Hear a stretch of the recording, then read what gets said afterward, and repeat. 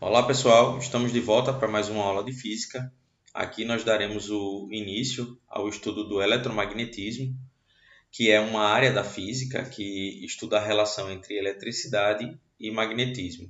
Eletricidade nós já estudamos em assuntos anteriores, já estudamos a eletrostática e a eletrodinâmica, e aqui nessa aula nós vamos fazer uma introdução sobre o estudo do magnetismo, para que em aulas posteriores a gente possa estar entendendo essa relação entre propriedades elétricas e propriedades magnéticas. Para começar a fazer o estudo sobre o eletromagnetismo, eu trouxe aqui algumas informações iniciais. A primeira delas faz referência ao próprio nome magnetismo. Então, a origem mais provável da palavra magnetismo vem do nome de uma localidade grega, Magnésia, na qual se encontra de forma relativamente abundante o mineral magnetita. Esse mineral magnetita ele é um óxido de ferro e ele é usado para produzir, construir o ímã natural, que são aí materiais que apresentam propriedades magnéticas, e eu vou estar falando um pouquinho mais sobre ele mais à frente. Outra informação aqui é que os estudos sobre magnetismo, eles não são tão recentes. A gente já tem relatos aí de Tales de Mileto, né, um matemático grego do século 6 a.C., ele já estava descrevendo as propriedades dos ímãs. Outra coisa é que a interpretação, o entendimento do magnetismo, a ciência também teve várias contribuições dos chineses, e uma delas foi a construção da bússola. Outro nome que ficou marcado aí na história por sua contribuição nessa área do magnetismo foi William Gilbert.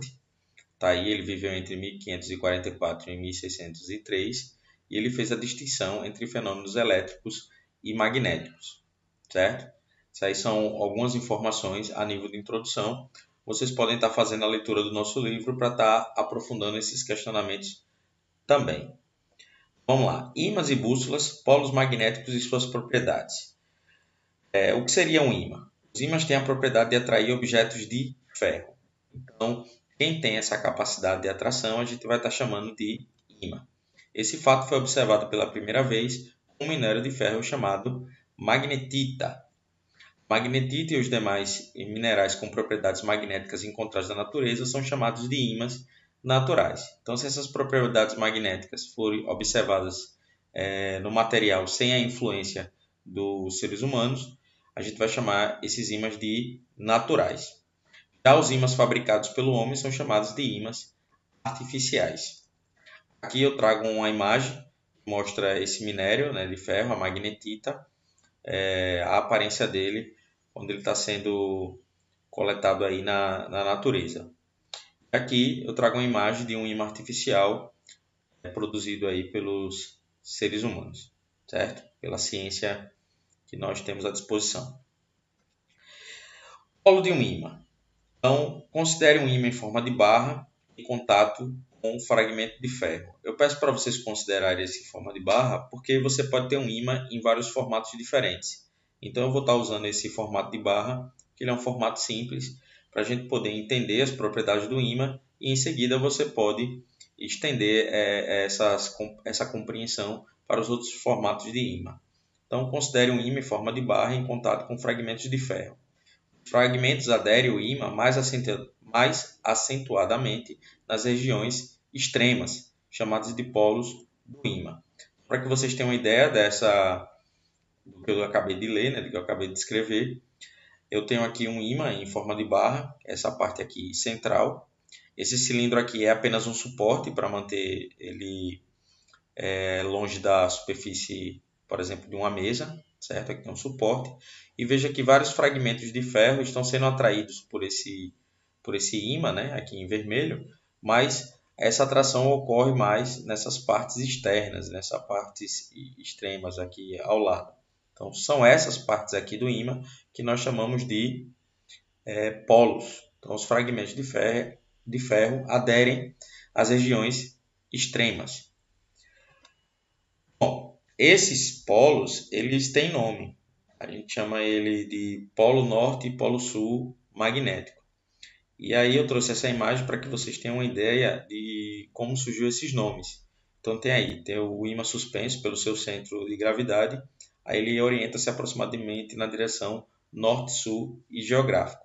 Então se você pegar um ímã em forma de barra e amarrar aqui pelo centro de gravidade dele um fio e prender aqui na superfície superior, ele pode girar livremente, mas uma hora ele vai se orientar na direção norte e sul geográficos.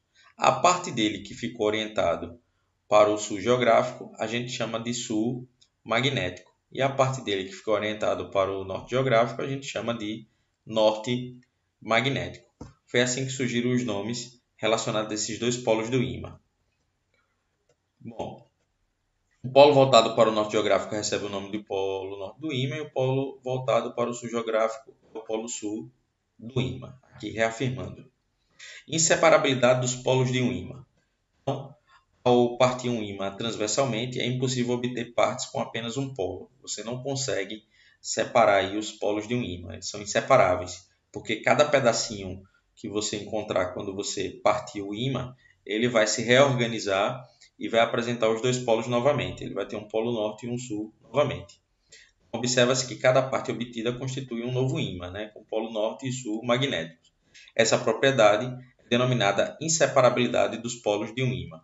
Para mostrar aqui como é que isso ocorre, eu trouxe aqui um ímã em forma de barra. Essa parte aqui de cima da figura mostra que ele tem o polo norte e o sul magnético. E aí esse ímã foi partido ao meio. Cada parte dele se organiza e produz dois polos novamente, o polo norte e o polo sul magnético, e a outra parte também, polo norte e polo sul magnético. Então, por mais que eu vá dividindo ele, se eu fizer isso de novo, cada pedacinho terá um novo polo norte e um novo polo sul, certo? Então, aí seria a inseparabilidade dos polos de um ímã. Bom, outra coisa que pode ser observado no estudo do magnetismo é que entre ímãs existe atração e repulsão. Então, quando aproximamos dois polos norte ou dois polos sul, ocorre repulsão entre eles. Já entre um polo norte e um polo sul, ocorre atração. Então, entre polos iguais, você vai observar a repulsão, e entre polos diferentes, você vai observar a atração. Assim, podemos dizer que os polos de mesmo nome se repelem e polos de nomes contrários se atraem. Aqui eu trouxe uma imagem para mostrar isso. Veja que eu tenho o ímã aqui suspenso, né, preso pelo seu centro de gravidade, e outro ímã está sendo aproximado aqui com o mesmo nome, né, dois polos norte. Perceba que a tendência aqui do ímã é girar, tentando fugir aqui do outro polo norte, certo? É a setinha aqui mostrando que a tendência dele é fazer esse giro, seria no caso uma repulsão. Aqui na outra figura eu tenho a mesma situação, só que agora com polos sul, né? Polo sul magnético. Então veja que a tendência também é a repulsão. A setinha indica que ele vai girar, tentando fugir aqui da repulsão do outro ímã. Aqui, nesse terceiro caso, eu tenho um ímã sendo aproximado do outro, só que dessa vez um está com o polo sul magnético e o outro com o polo norte magnético. E veja que a tendência aqui é uma aproximação, né? A setinha indica que ele vai girar em direção ao outro ímã, porque está sofrendo atração. Bom, magnetismo terrestre. Então, a Terra se comporta como um enorme ímã, com o polo magnético sul localizado nas imediações do norte geográfico e o polo magnético norte localizado nas imediações do sul geográfico, certo? Então, o nosso planeta ele funciona como um ímã gigante. É possível sentir o poder desse magnetismo do nosso planeta, certo? Isso daí, esse magnetismo dá para ser aproveitado em instrumentos chamados bússolas. Eu vou falar um pouquinho ainda sobre ela. Aqui eu trouxe uma imagem para mostrar como seria esse magnetismo terrestre. Então, eu estou aqui representando o planeta com um ímã, certo? E o que eu quero que vocês observem é que o sul magnético desse ímã, ele quase que coincide aqui com o norte geográfico do planeta, certo? Então, o sul magnético do nosso planeta, ele está localizado ali muito próximo ao norte geográfico. E o contrário também aqui é verdade. O norte magnético do nosso planeta, ele está aqui muito próximo do sul geográfico. Eles quase que coincidem, tem uma leve diferença aqui, mas vocês devem se atentar para isso, que o norte geográfico está localizado onde está o sul magnético e o sul geográfico localizado onde está o norte magnético, certo? Bom, falando ainda do magnetismo terrestre, está aqui uma das aplicações desse magnetismo, que é a bússola, um instrumento usado para orientação. Foi muito comum nas navegações, porque ele consegue, junto com uma roda dos ventos, você consegue identificar a direção norte e saber onde está o leste, o oeste e o sul e usar isso para localização. Então, ela é constituída de um ímã em forma de losango, denominado agulha magnética, montado em um painel dotado de pontos cardeais. Então, está aqui uma ilustração da bússola. Essa agulha aqui magnética, ela sempre vai estar apontando aproximadamente para o norte geográfico. E aí, se você sabe onde é o norte geográfico, você consegue saber onde é o sul, onde é o leste e onde é o oeste. Hoje a gente usa ainda bastante a bússola, mas outros instrumentos foram substituindo a utilização da bússola, como é o caso do GPS, né? A gente usa basicamente o GPS para localização e a bússola ele acaba sendo um instrumento secundário, né? Um instrumento complementar. Bom, pessoal, essas foram as informações sobre a nossa introdução sobre magnetismo. É importante que vocês façam a leitura do livro para estar aprofundando essas informações.